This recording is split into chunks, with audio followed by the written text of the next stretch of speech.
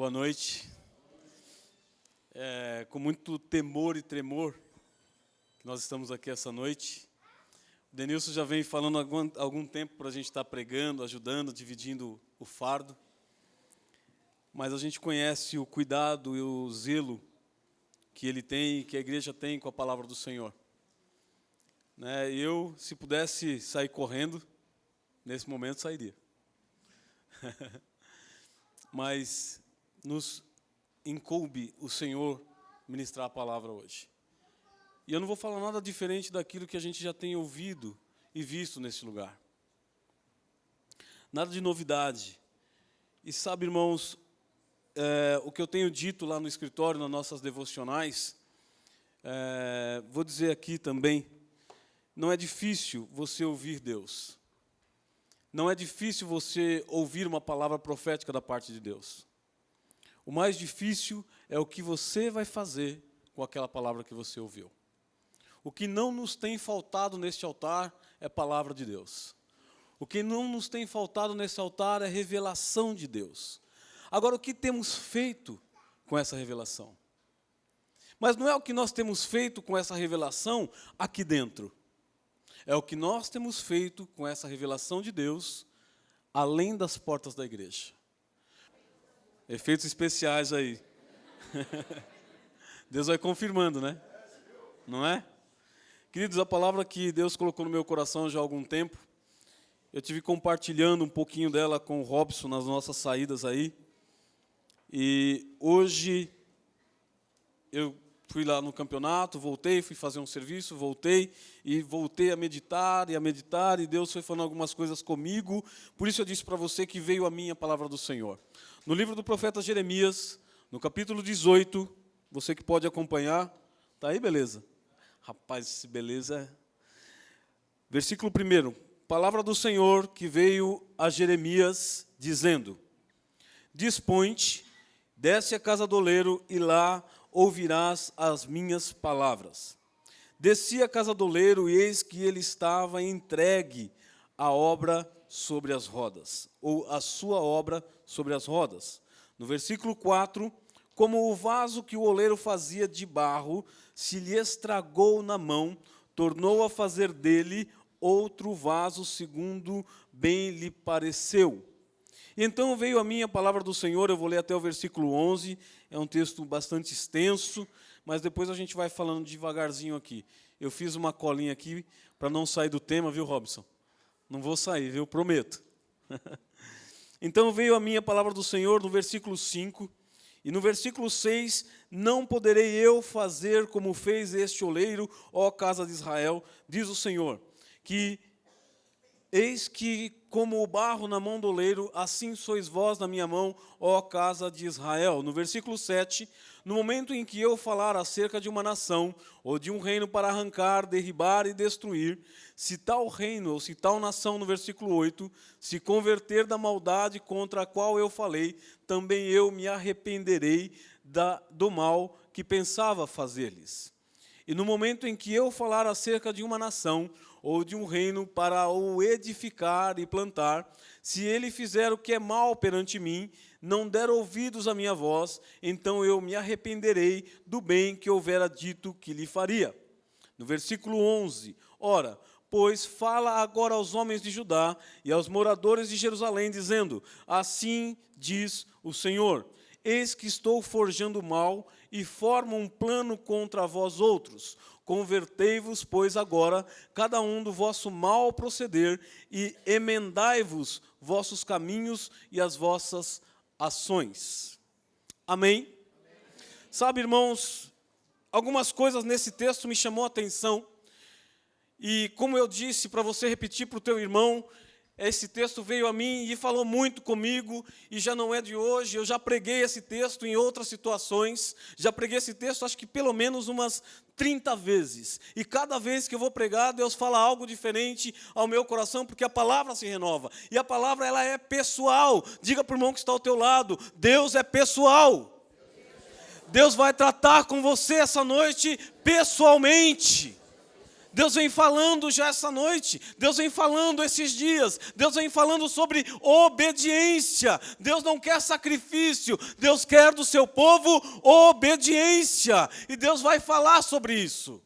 Israel nessa situação vivia um período de grande desobediência. O povo estava sacrificando a outros ídolos. O povo estava saindo fora daquilo que era propósito de Deus. E aí Deus chama Jeremias num particular. E interessante, irmãos, que Deus ele não é um Deus convencional. Às vezes nós achamos que Deus vai falar conosco de algumas maneiras segundo aquilo que nós queremos. E Deus vai falar de forma simples. Diga para o irmão que está ao teu lado, Deus é simples. Se você não atrapalhar, Ele faz. O grande problema é que nós nos antecipamos e queremos fazer aquilo que não nos cabe fazer. E queremos tomar atitudes antes que Deus fale que devemos tomar atitudes. E uma das coisas que chamou bastante atenção é que o texto do capítulo 1, ele diz o seguinte: palavra do Senhor, que veio a Jeremias. Deus identificou de quem era a palavra e para quem ela era, e para quem ela iria. E eu quero dizer para você que não precisa que você saia daqui para ir a qualquer outro lugar buscando palavra de Deus. Porque se Deus tiver que falar com você, Ele vai falar com você, aonde você estiver. E da maneira que você estiver. E não do jeito que você quer. Não da maneira que você quer. E nem tampouco na hora que você quer. Sabe por quê? Porque a palavra é dEle. Porque tudo é dEle, é do jeito dEle, da maneira dEle e da maneira que Ele quer. Aí o versículo 2 diz o seguinte: dispõe-te, desce à casa do oleiro, e lá você ouvirá as minhas palavras. Dispõe-te vem do verbo dispor. Esteja disponível, pôr em ordem, coloque-se em ordem. Ou seja, não é de qualquer maneira. Deus não aceita de qualquer maneira. E aí ensina para nós uma coisa bastante interessante, e o Denilson chama muita atenção sobre a maneira que nós nos portamos na presença do Senhor. A maneira que nós nos portamos na casa do Senhor. E eu queria que você estivesse avaliando a sua vida, estivesse avaliando a sua postura, estivesse avaliando a forma com que você entra na casa do Senhor, a maneira que você se porta na casa do Senhor. Ele disse o seguinte: vai até a casa de quem? Do oleiro. Não era a casa de qualquer um, Deus deu um nome. Aquela casa tinha um dono, tinha alguém responsável por ela, tinha alguém que cuidava dela. Então, Jeremias, embora fosse um profeta, não poderia chegar naquela casa e fazer do jeito dele. Embora ele fosse hierarquicamente maior do que o oleiro, ele era um profeta, ele tinha que respeitar a hierarquia daquela casa, não podia ser do jeito dele. E assim também é a nossa vida. Não pode ser do nosso jeito. Na casa do Senhor é do jeito do Senhor. Da forma que Ele quer. Da maneira que Ele quer. E aí no versículo 3, deixa eu ver se eu esqueci alguma coisa aqui.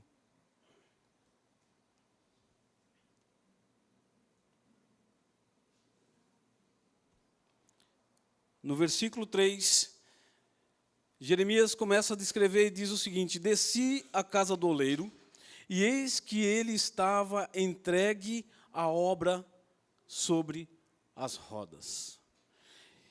E chama muita atenção também que Jeremias, quando Deus dá uma ordem para ele, você vai reparar que o texto não faz vírgula. Deus fala para ele assim: ó, coloque-se à disposição, se prepare, vá até a casa do oleiro e lá eu vou falar com você. Lá você vai ouvir a minha palavra. Jeremias simplesmente obedece. Jeremias não questiona o que Deus vai fazer. E uma das coisas que impede o agir de Deus na nossa vida, impede o agir de Deus no nosso ministério, impede o agir de Deus no nosso casamento, impede o agir de Deus no namoro, impede o agir de Deus na nossa vida profissional, é quando Deus nos ordena, Deus nos manda, Deus nos direciona. A primeira coisa que nós fazemos é questionar: por quê? Para quê? Será que é? Será que não é? Olha, queridos, existe dentro de cada um de nós o Espírito de Deus que testifica com o nosso Espírito acerca das coisas que Deus está nos ensinando. Então você nunca em Deus vai ser confundido. Você pode até tentar se enganar, tentar fugir do propósito, tentar não obedecer, mas ciente de que você não está fazendo segundo a vontade de Deus, ou que você está questionando. Jeremias, ele simplesmente obedece. E ele vai até a casa do oleiro, e quando ele chega lá, ele não chega questionando, ele não chega perguntando, ele não chega ordenando, ele simplesmente se cala. É como se Jeremias ficasse invisível àquele homem. Agora coloque-se você nessa situação. Imagine você chegando até a casa do oleiro, e você chegando lá, você começa a observar que aquele homem, ele está fazendo um vaso.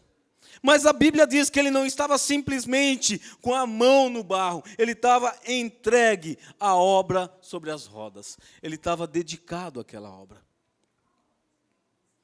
E você já vai entender o que eu quero dizer com isso.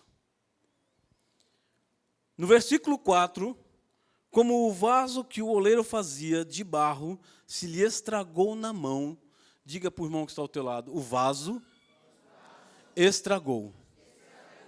E agora? Sabe, irmãos, tornou a fazer dele outro vaso segundo bem lhe pareceu. Sabe, irmãos, eu não sei em que fase do fazer o barro você está. Eu coloquei aqui na minha cola, para ter o cuidado de não sair fora dela, porque às vezes eu saio, sabe, irmão? Às vezes eu começo a viajar aqui e vou embora. Mas o versículo 4, ele ensina o controle absoluto que o oleiro tem sobre o vaso que ele está fazendo. Os irmãos perceberam isso.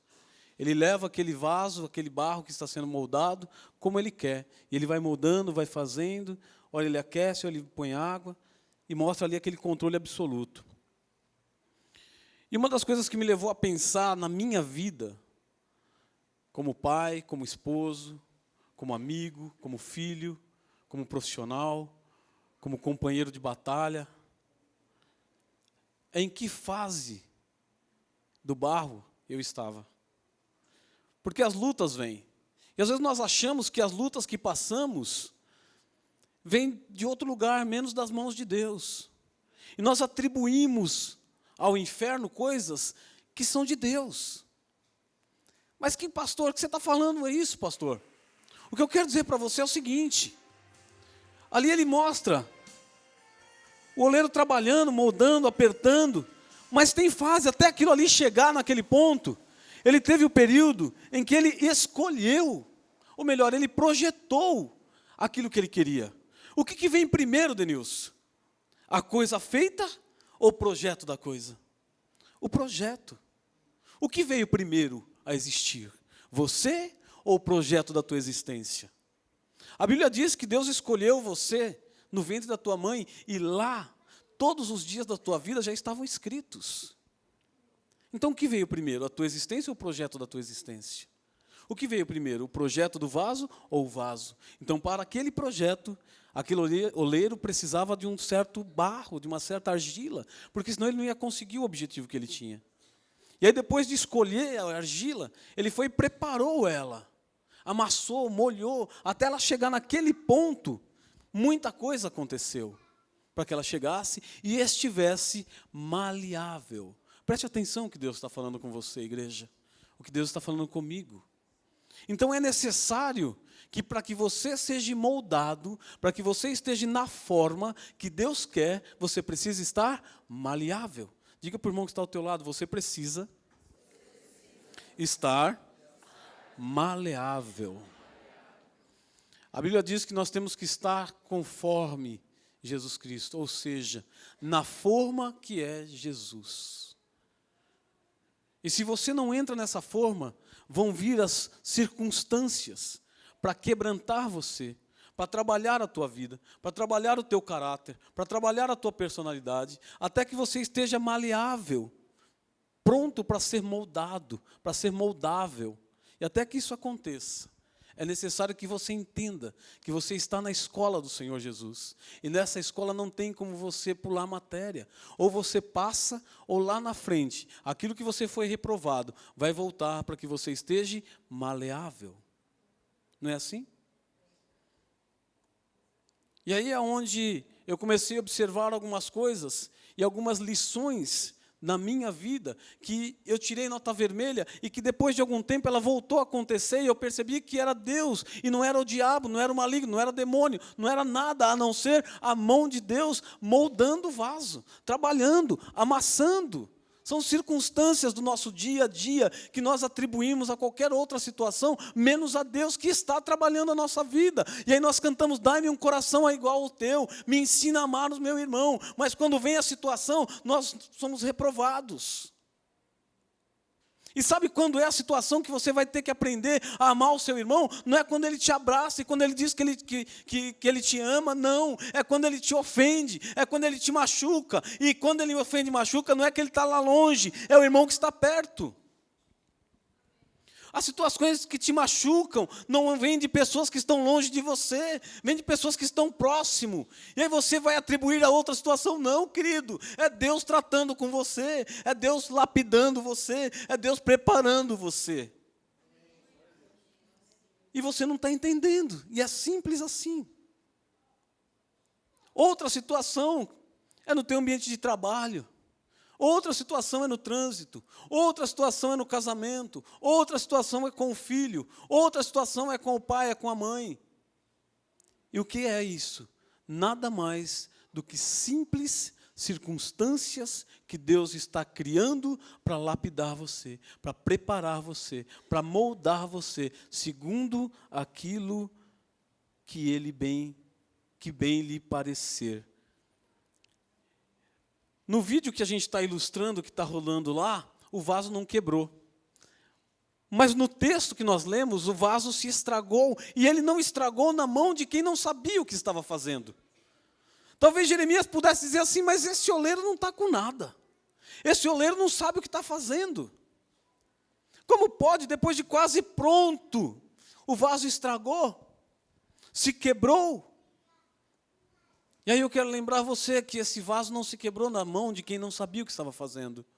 A Bíblia, o texto diz que assim como o vaso na mão do oleiro, que sabia o que estava fazendo, e não só sabia, mas também estava dedicado, estava entregue àquela situação, ou seja, nada o estava distraindo, ou seja, Deus não está distraído acerca da tua vida ou das situações que aos teus olhos parecem ser adversas à vontade de Deus e que nada mais são do que Deus tratando você. Você que não entendeu ainda.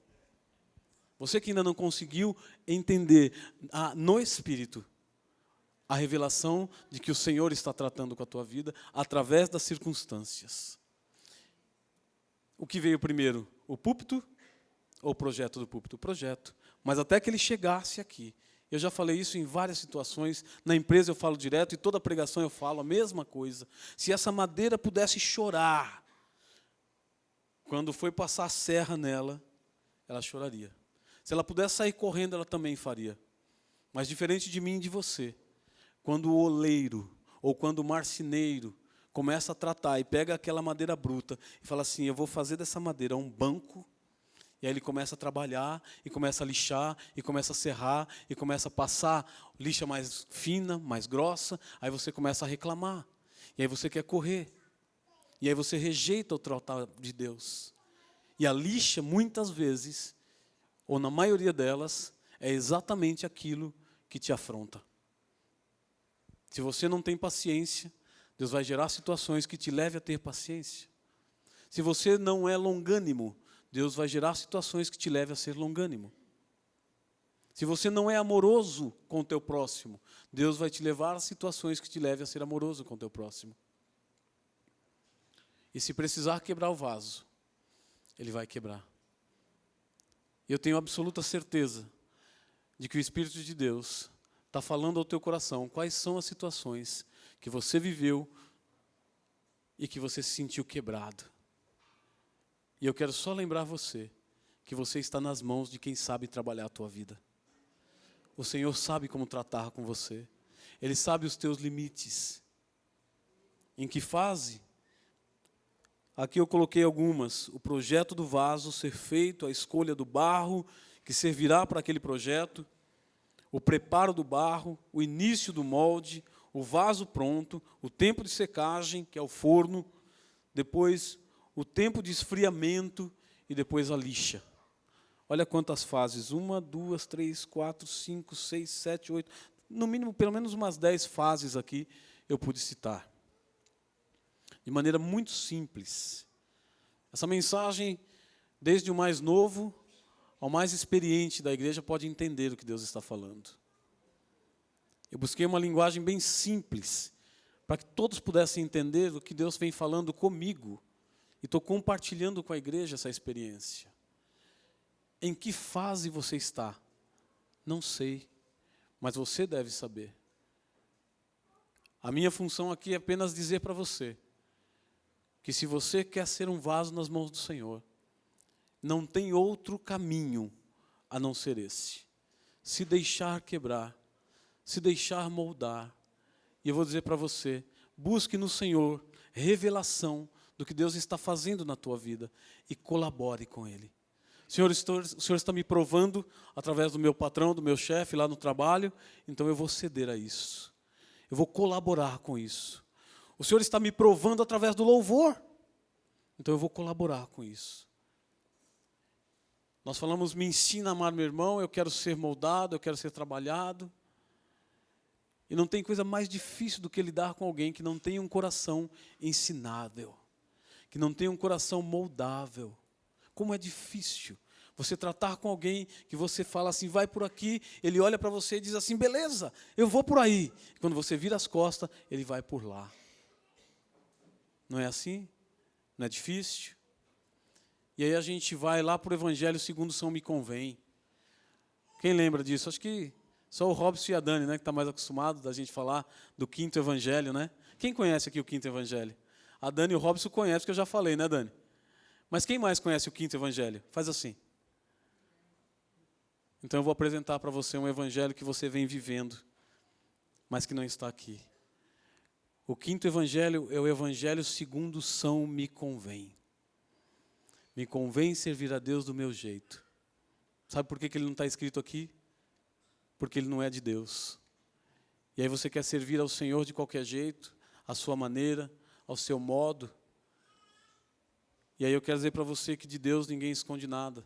Os olhos de Deus estão sobre toda a terra. E aí é onde você acha que ninguém te vê, ou fazendo o que você acha que ninguém está vendo, o Senhor está lá e Ele está te vendo. E eu quero dizer uma outra coisa para você, querendo ou não, crendo ou não, Deus sonda o teu coração. Então até o teu coração, de Deus você não esconde os intentos, os pensamentos que você tem. Às vezes a gente até usa algumas máscaras durante algum tempo, achando que a gente esconde algumas coisas de Deus. Mas no tempo certo, Deus te pega na curva. E Ele vai tratar com você. E se precisar, Ele vai quebrar você. Mas sabe o que é mais lindo disso? Quando Ele precisou fazer um outro vaso, Ele não descartou aquele barro. Ele usou o mesmo barro e fez dele segundo aquilo que Ele queria que fizesse. Eu prometo que não vou atrasar.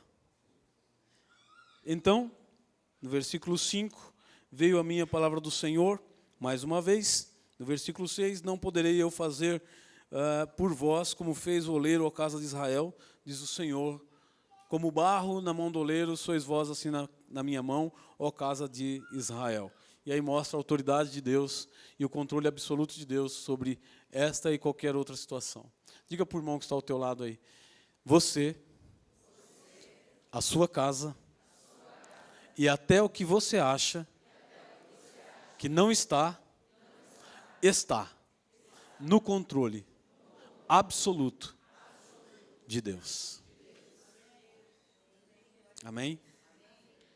No momento em que eu falar a uma nação, a um reino para arrancar, derribar, destruir, se tal nação se converter da maldade contra a que eu falei, também eu me arrependerei do mal que pensava fazer-lhes. Sabe, irmãos, isso aqui me chamou a atenção e eu grifei aqui, e ele disse o seguinte, que se tal nação se converter da maldade que eu falei, também eu me arrependerei do mal que eu estava pensando em fazer. E isso chama atenção para arrependimento.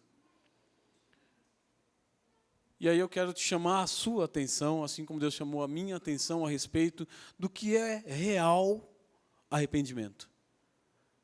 Nós temos falado aqui, através do louvor, o Ministério de Louvor, ou Grupo de Louvor, tem falado sobre arrependimento através da letra dos louvores, e é muito interessante que os nossos louvores aqui são cristocêntricos, exaltam a pessoa de Jesus, fala de arrependimento, fala de mudança de atitude.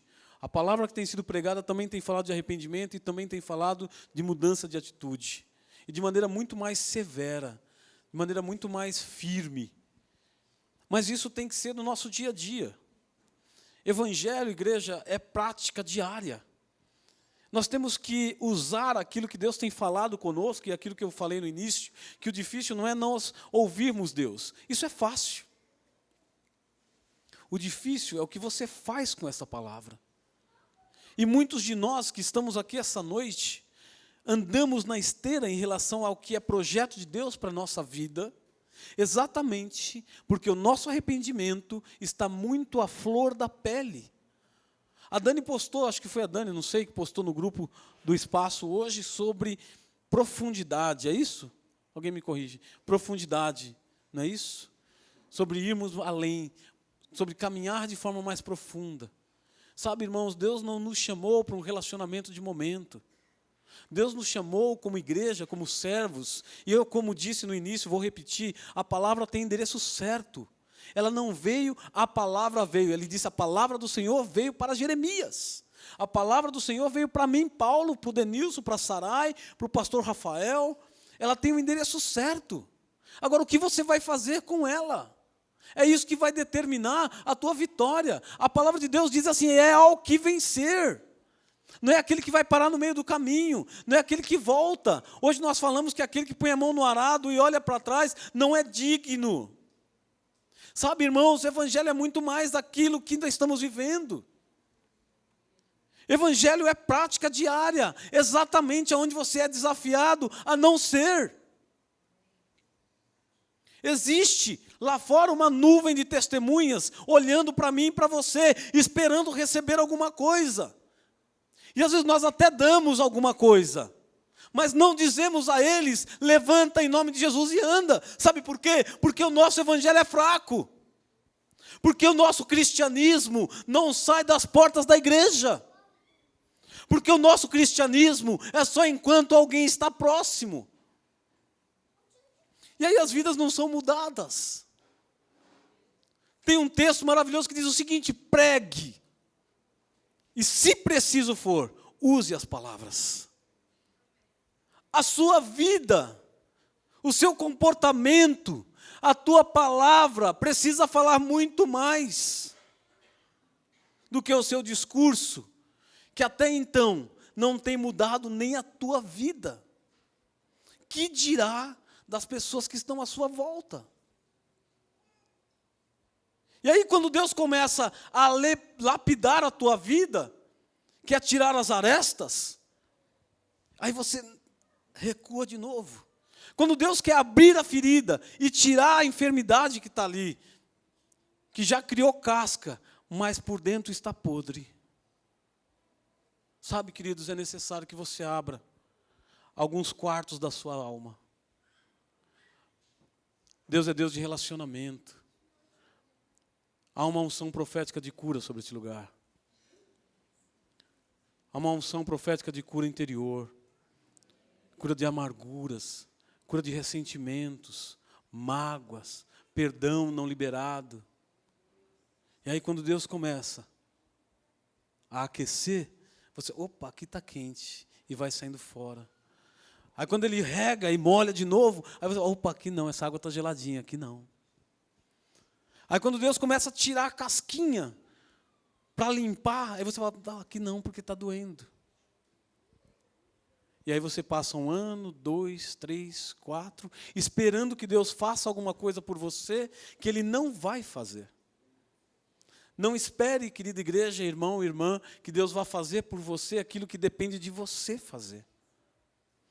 Foi falado hoje aqui algumas coisas e nós falamos lá no escritório, acho que essa semana ou a outra, que em Deus primeiro você dá o passo, depois Ele coloca o degrau. E às vezes você espera que Deus coloque um degrau para que você dê um passo que Ele não vai colocar, até que você saia do lugar que te deixa confortável. E vem para ser confrontado. O Evangelho é confronto. Eu fui confrontado e hoje a palavra está confrontando a tua vida. O texto diz o seguinte, olha, se a tal nação se converter da maldade contra a qual eu falei, também eu me arrependerei do mal que pensava fazer-lhe. Ou seja, você dá um passo, Deus dá outro. Deus te fala, você responde. Qual resposta? Pergunte a você mesmo. Qual resposta eu tenho dado a tudo aquilo que Deus tem me afrontado por meio da sua palavra neste púlpito? Qual é a resposta? A minha resposta é superficial, Sarai? Ou a minha resposta realmente tem mudado a minha vida, o meu comportamento? Lá fora, não é aqui. Aqui é só lugar de celebração, aqui é só lugar de comunhão. O grande desafio do cristão é quando alguém te afronta. Que aí você tem vontade de descer da cruz e dar com ela na orelha de alguém.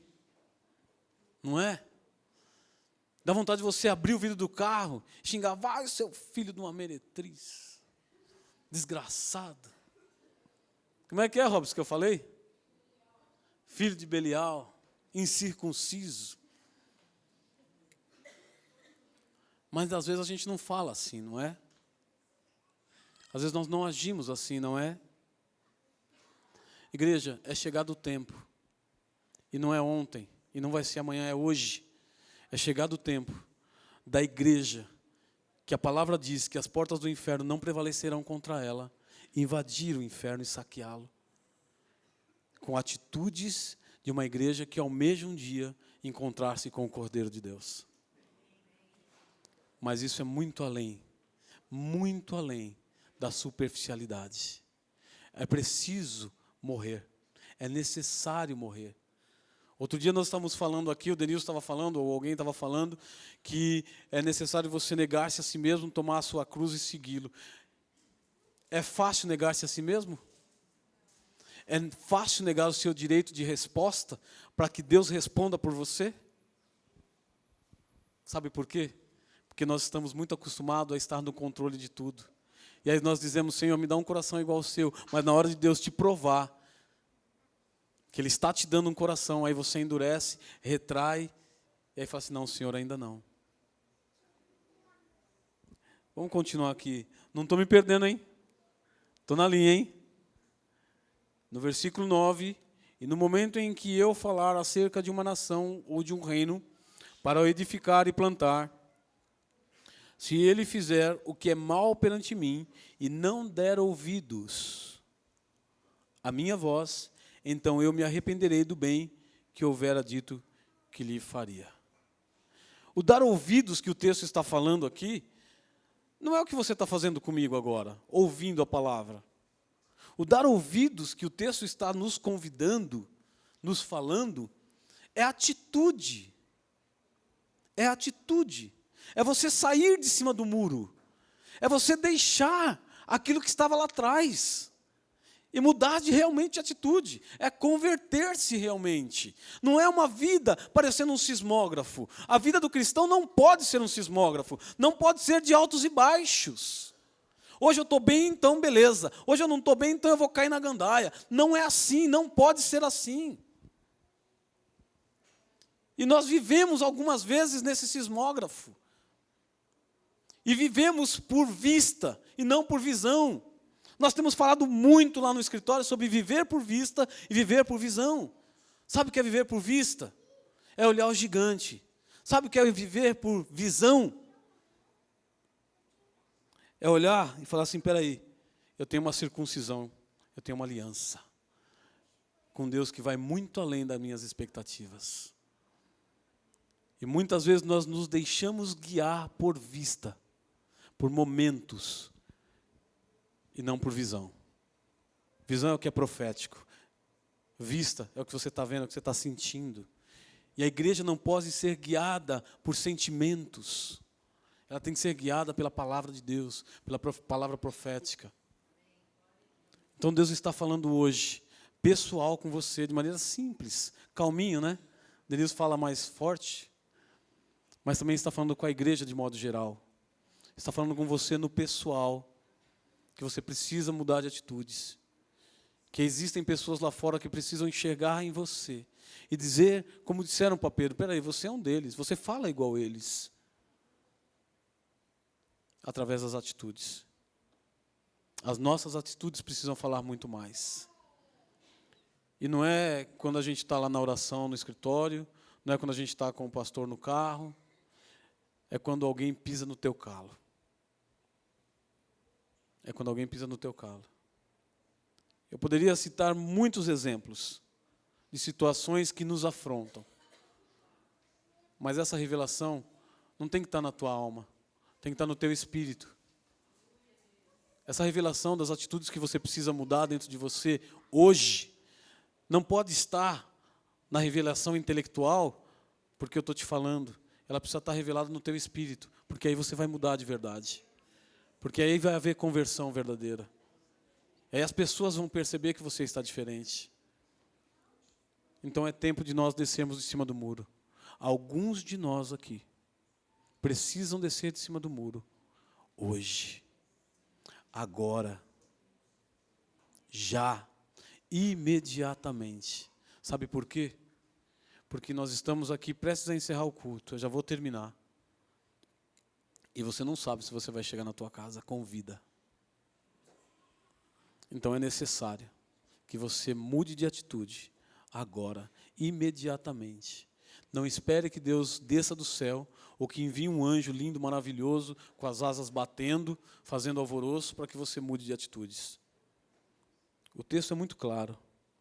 Se ele fizer o que é mal perante mim e não der ouvidos à minha voz, então me arrependerei do bem que houvera dito lhe faria.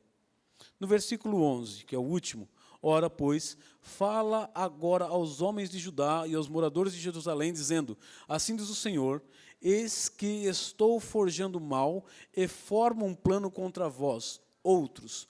Convertei-vos, pois, agora, cada um do seu mal proceder, e emendai os vossos caminhos e as vossas ações.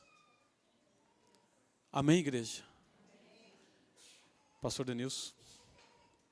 Que Deus em Cristo nos abençoe.